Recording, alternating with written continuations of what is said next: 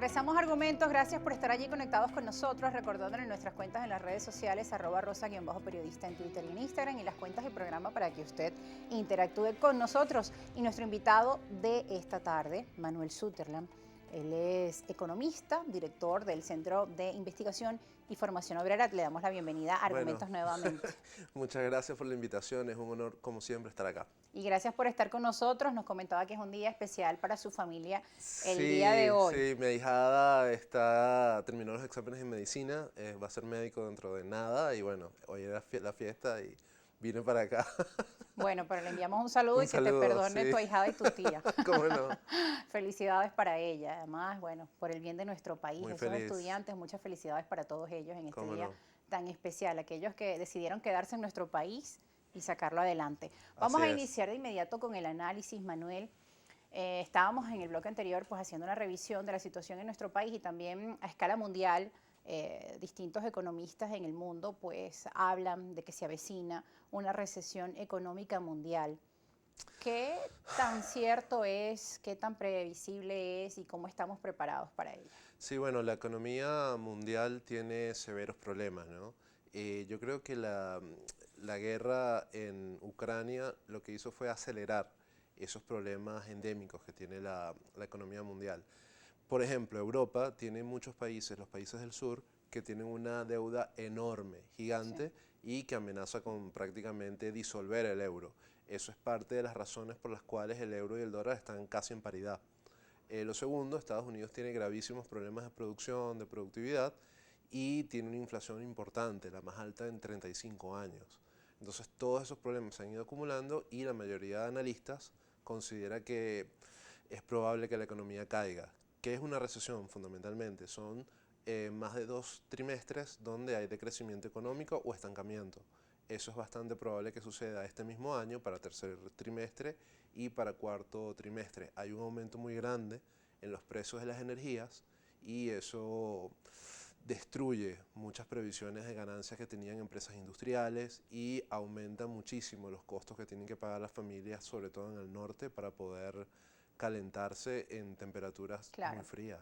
Crisis energética, preocupación por las Exactamente. implicaciones que tiene este conflicto entre Rusia y Ucrania, Que puede pues la empeorar. temporada, el cambio climático, todo esto son variables y presiones Correcto. sobre los gobiernos del mundo que están buscando la forma en cómo pues tomar medidas para prevenir esto que viene. Es muy difícil prevenirlo, ¿no?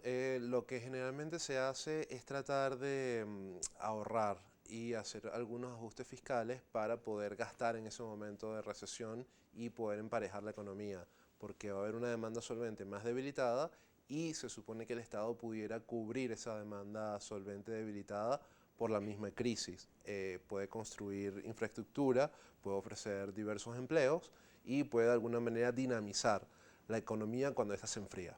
Nos hablabas, por ejemplo, de la inflación en Estados Unidos, pero también hemos visto en Latinoamérica problemas de devaluación de la moneda en Chile, en Argentina, En casi todos los países movilizaciones del en casi mundo, todos los países, sí. exacto, y casi todos los países de América Latina han tenido fuertes depreciaciones de sus monedas, menos Venezuela, que casualmente ha tenido la depreciación más pequeña de casi todos, pero en muchos países han tenido depreciaciones de 20-30%, el dólar se ha fortalecido y eso les perjudica de alguna manera en sus importaciones y hace que los precios internos sean más altos y el poder adquisitivo de esas poblaciones se reduce.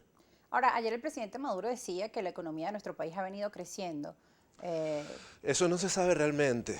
El último dato que tenemos de economía del PIB es del primer trimestre de 2019, es decir, han pasado 3 años sin actualización de la data.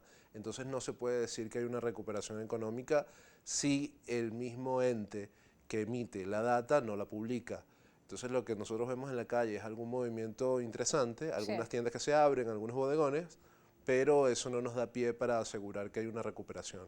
Vamos a revisar un portal de noticias de Banca y Negocios donde hay un artículo donde usted señala elementos para combatir la inflación. El artículo se llama así, 4 aspectos que deberían ocurrir para contener la inflación en el país. Aquí pues acota que existen diversas razones por las cuales aún no se ha controlado el nivel de precios en Venezuela y entonces le pedimos acá que nos dé los argumentos de por qué, ¿Cuáles son esas razones por las que no hemos logrado controlar estos precios que además aumentan en dólares? Sí, mira, lamentablemente Venezuela tiene la tercera inflación más alta del mundo cuando hablamos de inflación interanual, por detrás de A pesar Sudán de que hemos bajado y los el dígitos. Líbano. A pesar de que hemos bajado mucho, digamos, los índices interanuales de inflación, pero todavía 170% según el OBF es muy grande. Lamentablemente el Banco Central de Venezuela no ha dado la data de inflación del mes de junio, pero se calcula que pueden ser 2 dígitos. Eso nos daría una estimación de más o menos 55% desde enero hasta junio. Eso es una inflación altísima. Claro. Y repito, es la tercera más alta del planeta. Yo creo que Venezuela necesita hacer varias cosas, ¿no? Okay. Muy rápido. Lo primero, se necesita un plan de estabilización macroeconómica para saber qué hacer, a dónde ir, cómo vamos a llegar a esas metas. Lo segundo, se necesita un pacto, un acuerdo económico, político y social donde todos los actores se pongan de acuerdo y empiecen a, de alguna manera, trabajar por la estabilidad y el crecimiento económico en Venezuela. Lo tercero es que el Banco Central debe dejar de prestarle dinero a las empresas estatales. ¿Por qué? Porque el préstamo del Banco Central a empresas estatales nunca se devuelve y crea inflación. Es un préstamo que lo hace el Banco Central gratis, simplemente tecleando dígitos y crea dinero sin respaldo. Okay. Ese dinero sin respaldo entra a esas empresas, se gasta y eso empuja los precios hacia arriba. Y lo cuarto sería prohibir esa actividad constitucionalmente. En países como Chile, que tienen inflaciones de 1, 2%, 3% Por anual. acá tenemos una tabla con los países para apoyarnos en las Bueno, cifras. es fantástico, pero normalmente tienen inflaciones muy bajas. Bueno, estas son las más altas. Estas son las más altas del mundo, exacto. Ellos prohíben que los bancos centrales le presten dinero a las empresas estatales porque eso es una forma de cubrir déficits fiscales. Es decir, el Estado gasta más de lo que ingresa, tiene una merma de 1, 2, 3, 4, 5 puntos del PIB y el Banco Central de ese Estado le presta plata a esas empresas que cubren ese déficit. Pero esa cobertura, esa monetización del déficit termina en inflación y cuando el déficit es muy grande termina en hiperinflación. Y nosotros ya hemos vivido la tercera hiperinflación más larga de la historia, detrás de la de Zimbabue, detrás de la de Nicaragua y la de Grecia.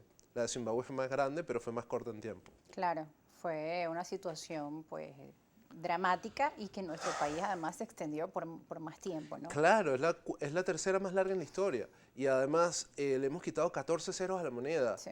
14, imagínate lo que es eso. Entonces nosotros tenemos que ser conscientes de la necesidad de resguardar el valor de nuestra moneda porque ahí radica la cuestión de los salarios. Claro, el tema de los salarios, usted que bueno, trabaja en el Centro de Investigación y Formación Obrera, pues ha sido una de las grandes preguntas de nuestra población. ¿Qué va a pasar con el tema de los salarios? Más bien, algunos beneficios que se habían obtenido por parte de trabajadores públicos se perdieron, las tablas de la ONAPRE, bueno, hemos visto movilizaciones, lo hablábamos en el primer bloque. ¿Cuál sería la respuesta que debería dar el Ejecutivo ante esto? ¿Por qué ocurren este tipo de cosas, no? Bueno, lo primero es que el salario baja por la caída en la producción y la productividad. En Venezuela se está produciendo muy poco y la productividad es muy baja. Hay muy poca maquinaria, hay muy poca estímulo para la producción y tampoco hay canales para financiar nueva maquinaria y nuevas materias primas y mejor tecnología. No hay crédito. Venezuela es un país que no tiene crédito, hay un encaje legal altísimo, de 83%, si no me equivoco, y tanto el sistema bursátil como el sistema bancario no pueden prestarle a las empresas. Entonces se produce muy poco, hay muy baja productividad y el salario promedio en el sector privado es más o menos $118 en las ciudades grandes. ¿Cuánto debería ser un salario justo? Bueno, además que nuestra Constitución establece que el salario debería cubrir la canasta básica y tenemos una canasta básica según Sendas ya cercana a los $500 para la última apreciación. De junio, exacto. La canasta según Sendas, la Federación Venezolana de Maestros da $459 para el mes de junio. Eso es solamente alimentos para una familia de 5 personas. El salario mínimo actual junto con lo que podemos decir el bono de alimentación, el ingreso mínimo legal, apenas cubre el 6,6% de esa canasta alimentaria que calcula el Sendas, que habíamos dicho que era $459. Entonces, el 6,6% es la cobertura más baja de canasta alimentaria en el mundo. lo normal es que el salario de un obrero al menos cubra la alimentación de su familia. Se necesitan $15 por día para cubrir la alimentación de la familia. Más o menos, exacto. Imagínate que con $15 tú tendrías que dar almuerzo, desayuno y cena a 5 personas.